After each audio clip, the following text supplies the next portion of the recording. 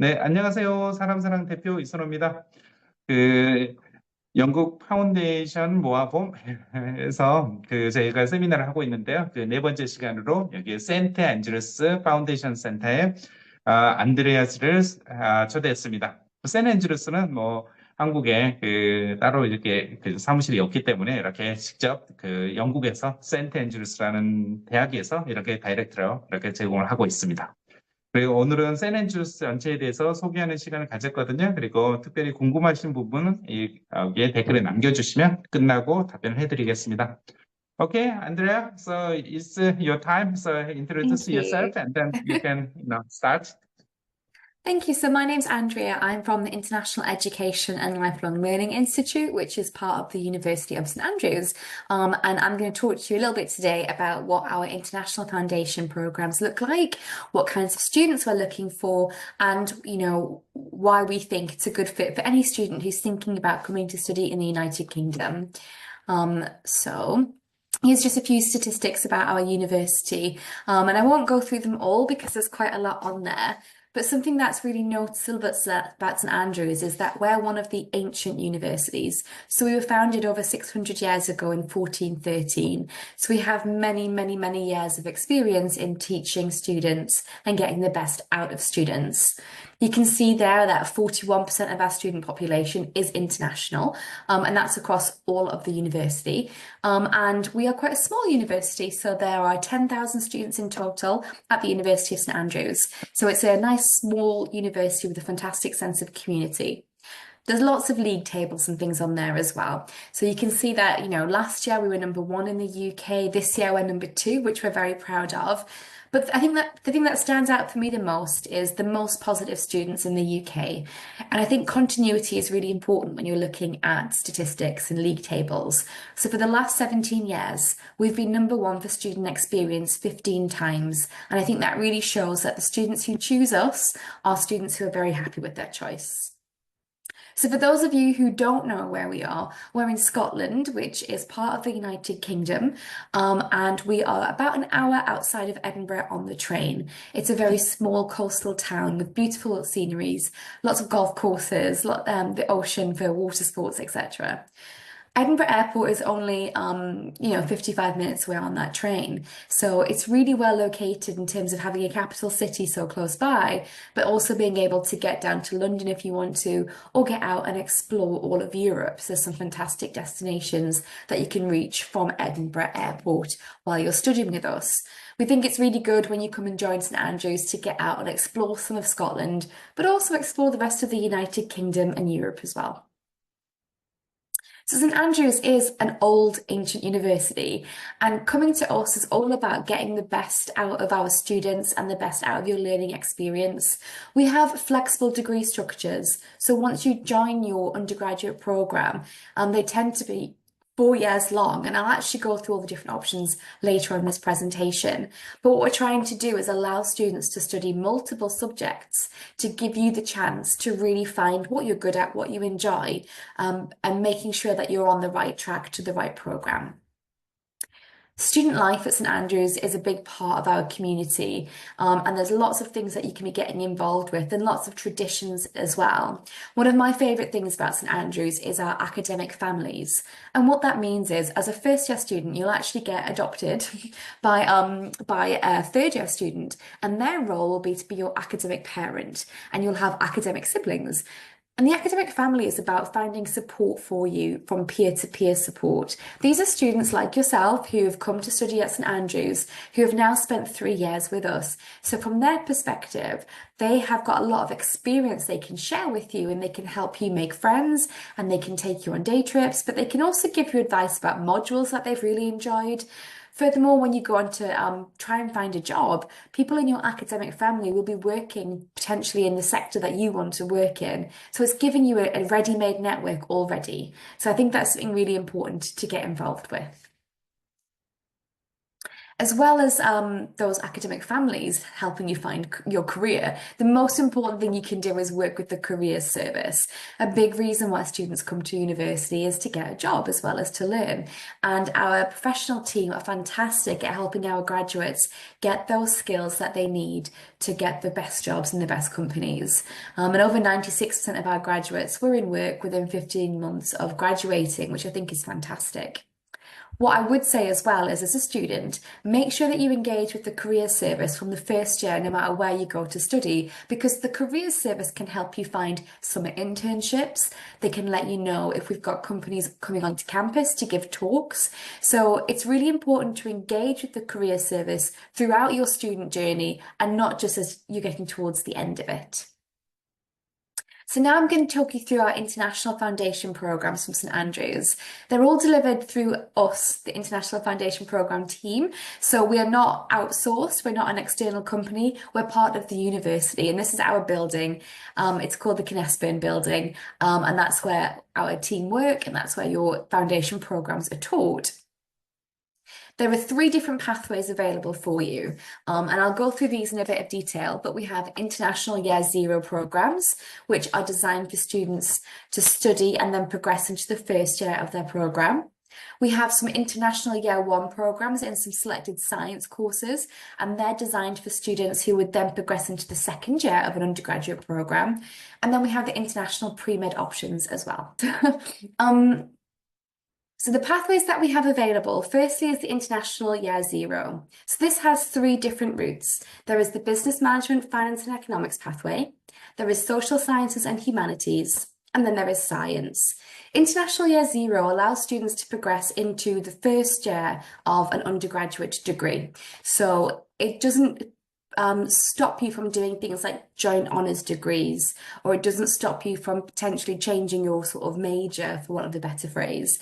So these are for students who want to study in these areas. So maybe I can introduce in Korean.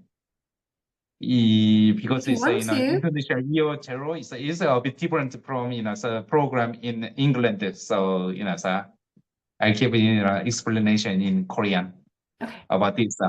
this. 안녕하세요.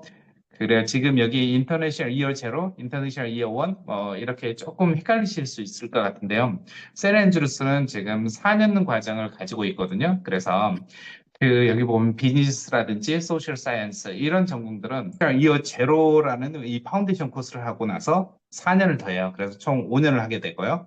그리고 여기서 이어 원으로 가실 수 있는 전공들은 주로 사이언스 전공이거든요. 그래서 이것은 잉글랜드에 있는 코스처럼 이 파운데이션을 하고요. 그 다음에 1학년으로 가는 게 아니라 2학년으로 가거든요. 이 부분 얘기를 해드립니다. So you can carry on.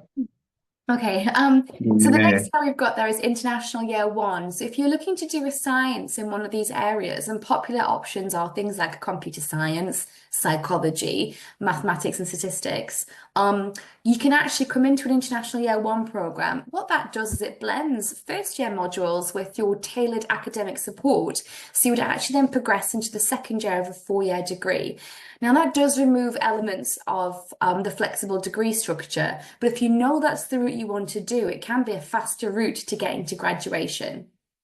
You can also see there that we have the international pre-meds. So we have a 1-year pre-med and a 2-year pre-med for students, depending on their level of study and their level of ability. And these programs are designed for students who are looking to study medicine.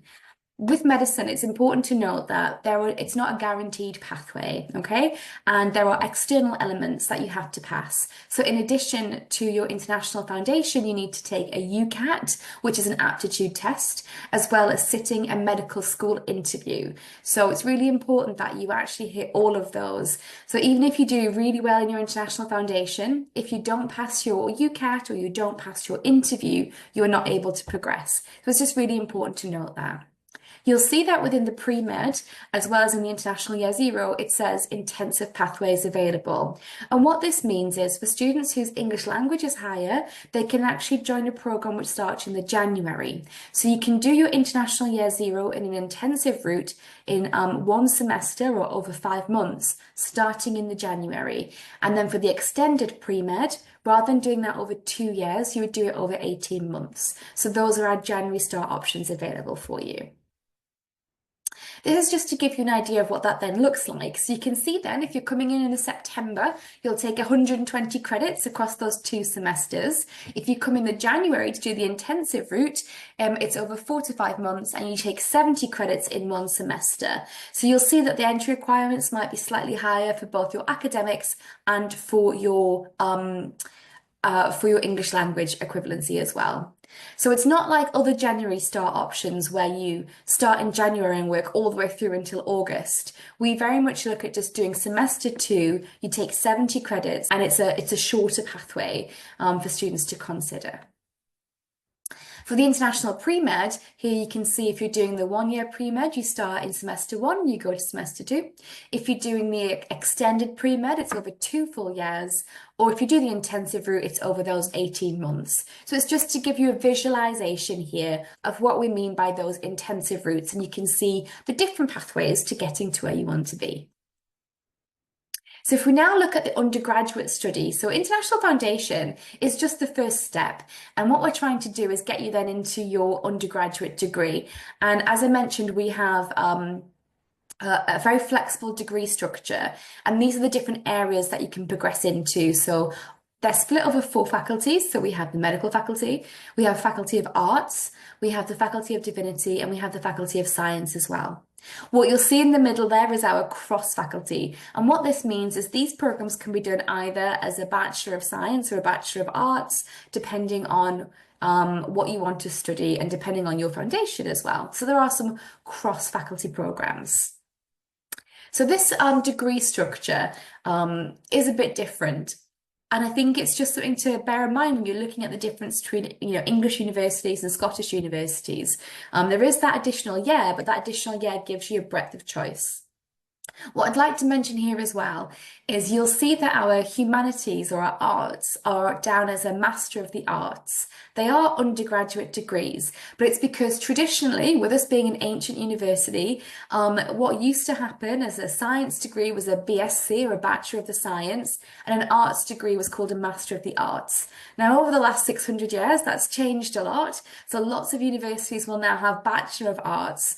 We still refer to it as the Master of the Arts, but it is a bachelor degree. It's an undergraduate degree. So if you see that, don't let that put you off. It's just, I suppose, one of those quirks of being an older ancient university. But what you can see here in our flexible degree structure, particularly for students who are coming into the International Year Zero programme, is in your first year, if you were doing an arts subject, you'll take 3 subjects, so A, B and C. In your second year, you will continue with all 3, or you can change one out for a different topic.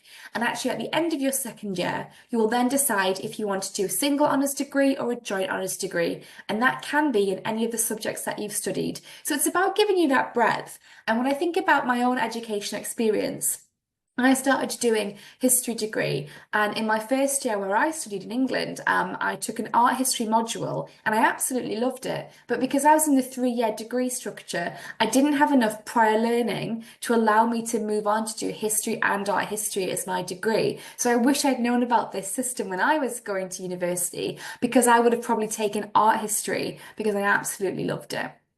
With the sciences, you can see we've got the flexible degree structure. It's not as flexible. So in the first year, you'll take 3 subjects, and then the second year, you'll pick 2 of those to continue with. Again, at the end of the second year, you will decide if you're going to do single honours or joint honours. It's important to note here that for students who are looking at the International Year 1 options in sciences, will come directly into the second year. So in their second year, they will take 2 subjects, but they will not be able to change into joint honours because they'll have only studied the second option for 1 year. So you will only be able to do single honours if you are taking International Year 1. So this is what it looks like. I thought I'd do a visualization to give you an idea. So this student has come in with, let's say, an offer for biology. So they've done International Year Zero, and they have taken the biology option, the biology route. So in their first year, they're going to pick up biology, chemistry, and statistics. In their second year, they've decided they want to specialize in biology and statistics. And then at the end of their second year, they now can go on to the marine biology route. So it's all about finding the right route for your students and finding the right route for you to get you to where you want to be, but not making you make that choice too early. So what are we looking for? There's a couple of things that we are looking for at St Andrews. Because we are such a small university, we are selective, and we do have limited places. We're going to be looking at your academic qualifications, and we do look at these holistically. So we'll be looking at potentially there'll be subjects which are required, but we'll be looking at your whole transcript to see, how you've performed in other areas. So even if we say we want you to have biology, we are going to be looking at all your sciences, so just bear that in mind. And because we are such a highly ranked university, we are looking for those top performing students. We're going to be looking for a personal statement. So in that personal statement, I'd like to see two things. Firstly, why do you want to study this topic? What is it about this topic, this subject that you like? Where does the passion come from? What do you want to do with this subject? What are your aspirations? I'd also like to see why St Andrews. So what is it about the University of St Andrews that makes a good fit for you? We'll also need to see your academic references and your proof of your English language. When it comes to the point of application, the only things I'll need to see are your academic transcripts and your personal statement. The academic reference and the proof of English language are normally submitted once you've made a conditional offer. So what are we looking for in terms of those academics? So our typical entry requirements for our foundation for students from Korea. So if you're looking at an international year one, we're looking for 2 or 3 years of high school with scores of 70% overall and then 70% in relevant subjects. If we're looking for something like the International Pre-Med, we look for the senior high school diploma with 80% overall, 80% in chemistry and at least one other science. And I have popped on there again, students will be required to pass their UCAT and sit an interview. We actually interview our candidates for both the International Foundation in Medicine and into the medical school. We also need students to have a relevant UKVI SLT, so CELT. So when it comes to the university, I want to talk to you a little bit about, life on campus. And we have lots of accommodation and it's guaranteed for you for the first year of your studies. So once you've been made an offer, you can then make sure that you apply before the deadline and your room is guaranteed. Lots of our students choose to live in accommodation called the David Russell Apartments because it's a 5-minute walk from our building. But St Andrews is such a small town. Everything's really well located. Everything's really close. So you can actually walk around the whole town within like 20 minutes. So it doesn't really matter which accommodation you go into. What you will find in those accommodations is there is a range of different rooms. We have, private bedrooms, shared rooms. We have ensuite bathrooms, shared bathrooms, and we have catered or self-catered as well. So there's something to suit anyone's needs. And then when it comes to the student services, I think this is a really important part of life at university, is the support networks available. So I've talked a little bit about those academic families, and that's for you talking, student to students, sharing your experiences. And I think that's a really valuable part of the support network, but also the university has a lot of support for you. So that could be financial advice. It could be support with any learning, if you've got a learning difficulty. So students who might have dyslexia, for example, can talk to having a support plan. You can talk about any academic issues. The academics have open door policies. So if you've done a module and you've taken a class and you've come out of that class and thought, I didn't get it, you can go back and talk to the academic and get that support that you need. There's also fantastic student life and wellbeing advice. So they offer counselling, mental health support, and within your communities, there are residential supports within the student communities as well. In terms of what it's like for orientation, there are some things that you have to do before you arrive, and this is for all students. So your orientation will cover things like good academic practice, sustainability, consent and bi-center intervention, and equality, diversity, and inclusion. So these are some training modules that you'll take before you arrive. And then when you arrive, you will take part in your matriculation. You'll meet your academic advisors, you'll register with the health services, and then you'll get to go to some really great events as well, where you'll get to meet other students and find out a little bit about what's to come in the next 3 to 4 years with us. We also have a fantastic summer school that I wanted to mention to you. So the summer school is for any students who are 16 to 18 who are thinking about coming to university. You can come and spend the summer with us over 3 weeks, stay in the university accommodation, meet other students, and get a taste of what it's like to study in the United Kingdom. So it could be a really great case for anyone who's not quite ready to apply to university, who wants to come and spend the summer with us. It's a great option for you. These are the different courses you can take. So, creative writing, medicine, social sciences, sustainability. So you'll pick one of these and you'll study it for 3 weeks, and you'll get a combination of sort of your academic, but also there's social activities as well. So we'll take you out on a social and cultural exchange in terms of day trips to the local cities like Edinburgh and Glasgow. We'll take you hiking on the coastal path. There's like movie nights and talent shows. We'll even take you down to the beach and go surfing. So we try and make sure that the summer school is there to give students a chance to find out a little bit about what it's like to study in the UK. So that's the end of my slide deck. I was going to open up for any questions. Suna, do you have any questions? So personally, I have a question. So you, for entry, you interviewed all students, but so now it's a little bit changed. In the science foundation or humanity foundation, year 0 and then year 1, so you interview or? Not really, no. I mean, for a student, when we're looking at students, we are going to be looking at that personal statement and looking at those academics. If somebody was, when you say borderline, I'm not entirely sure what you mean, but we'll be looking at the whole transcript. So for example, with computer science, we'll ask for the grades in an overall grade, but also maths and another science. But we'll be looking at the whole transcript. So if something's not quite up to scratch, we probably wouldn't make an offer. But if they were in the region of what we're looking for, we'd make an offer. But we don't interview candidates unless it's for the international pre-meds.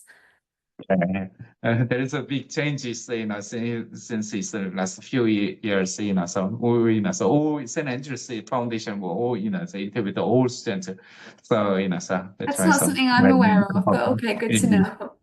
Okay, it's really good, so students really, worried and nervous about, interview always, yeah. But for medicine, definitely they, should be able to, so deal with the interview. Okay, so how about you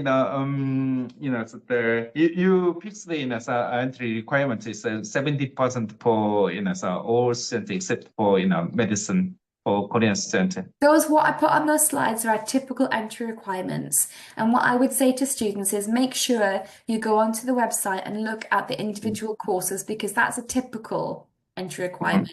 But go into each course and have a look and see what these specifics are. Okay, yeah. Can you give the tip or personal statement for foundation student? Sure. I mean, the first thing I would say is it's personal. It's about you, and it's the only time we get to hear your voice on the application. So I would say it should be about a side of A4, maybe 2, about 600 words is what we say. And you should be thinking about, why do I want to study this subject? So what is it about, if we take, so I did a history degree, so why do you want to study history? And think about what research you've been doing to find out about the topic. Where has this passion come from? So what is it about this topic that you enjoy? And then thinking about what you want to do in the future. So how is this degree going to help you get to your future goals? Also think about the different skill sets. So to be a really good history student, you need to be well read, you need to be analytical, you need to be able to construct a good argument and be able to debate and have diplomacy skills. So think about the skills that you would imagine make a good student, and then how do you demonstrate those skills?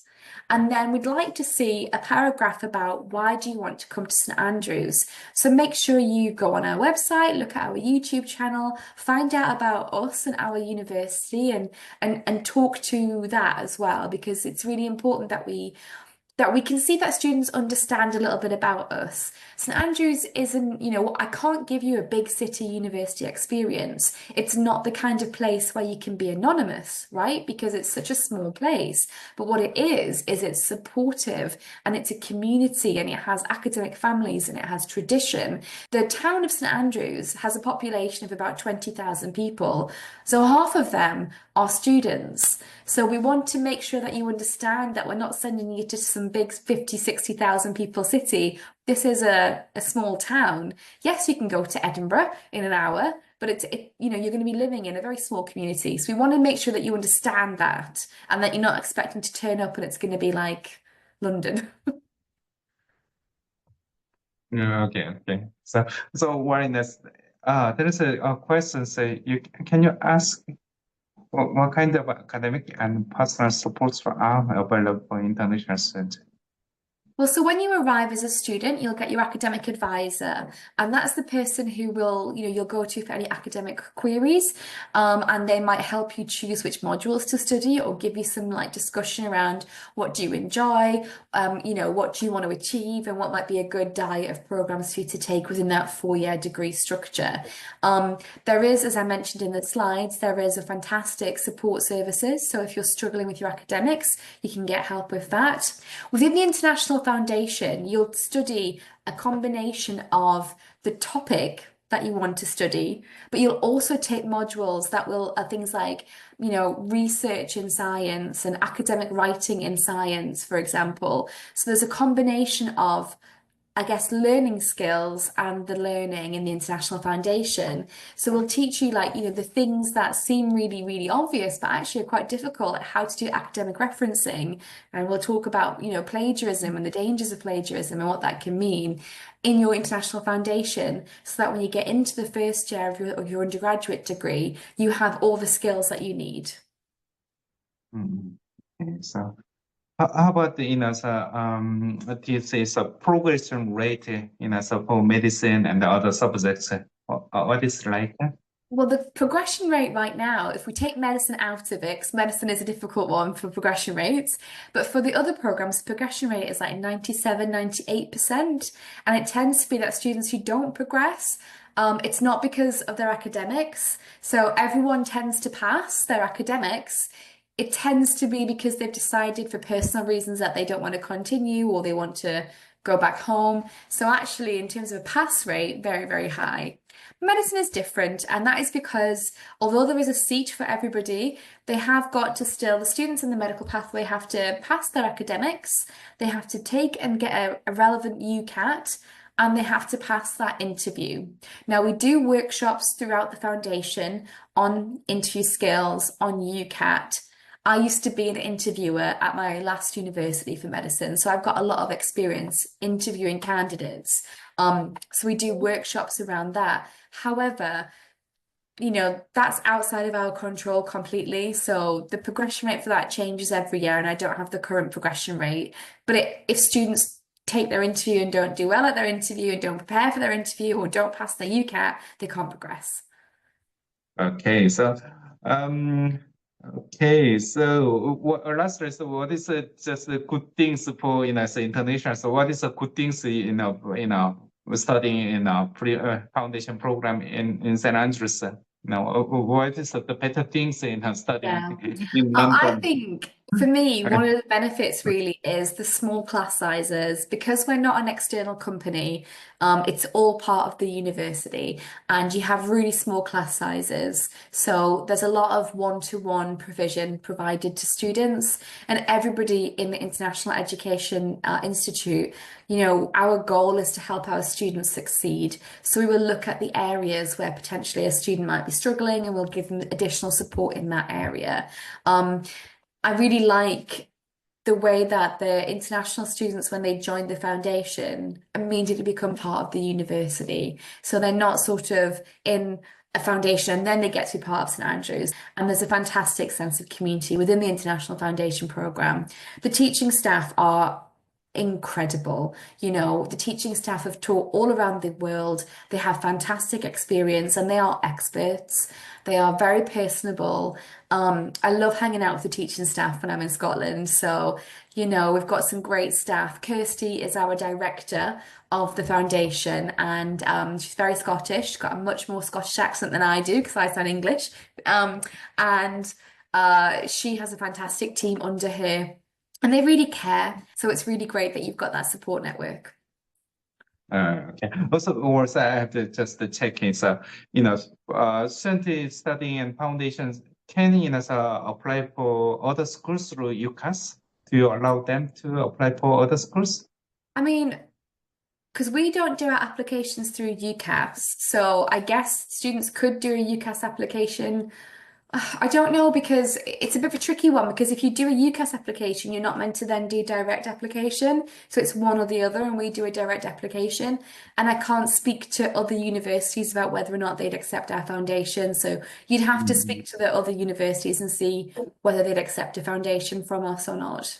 Okay, so I have another question here in Korean. So, so in this case, student, done, science degree, but, so he, completed the first year of the, so university in South Korea, which is liberal arts, but includes some, general biology and some science module. In this case, the student can apply for your, medicine foundation program. I think for something like that, it's something that you and I should talk about offline, so we can have a look at their data. But I think if they've already started at university, it might be, we'd want to have a look at that offline, and we will look at things on a case-by-case basis. Yeah. 지금 제가 좀 답변을 드리면, 지금 이 케이스 같은 경우는 지금 유니버스 엔트리는 좀 안 돼요. 영국에서는 그저 샌앤드류스는 대학교 1학년 성적 가지고 받아주거나 그러진 않거든요. 그래서 영국의 어느 학교들도 대학교 1학년 성적 가지고 의대 지원은 안 돼요. 그래서 왜냐면 이제 대학교 12학년을 마치고 바로 들어오는 사람들만 좀 허용을 해주고 있거든요. 하지만 이제 지금 1학년 수업이 사이언스가 아니라 경제학이라든지 문과 쪽이라든지 전혀 의대 쪽이 아니라고 하면 고등학교 3학년 성적 가지고 의대 파운데이션 받아줘요. 예. 그래서 하지만 지금 이것보다는 정확히 말씀드릴 수 있는 것은 뭘 봐야 될 것 같고, 성적을 봐야 될 것 같고, 고등학교 성적, 대학교 성적, 어떤 히스토리, 백그라운드를 가지고 있는지 제가 봐야 될 것 같아요.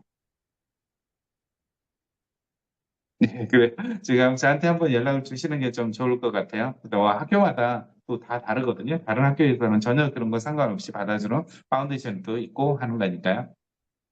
예, 하지만 샌앤드류스는 이런 기준을 가지고 있다는 거 말씀드립니다. Okay, Andrea, thank you very much. Thank you so much. And if anyone does have any questions, please, Suna can contact me, so get in touch. Okay. But thank you so much for your time today, everybody. Okay, thank you. Thank you very much. Bye. Bye. Bye.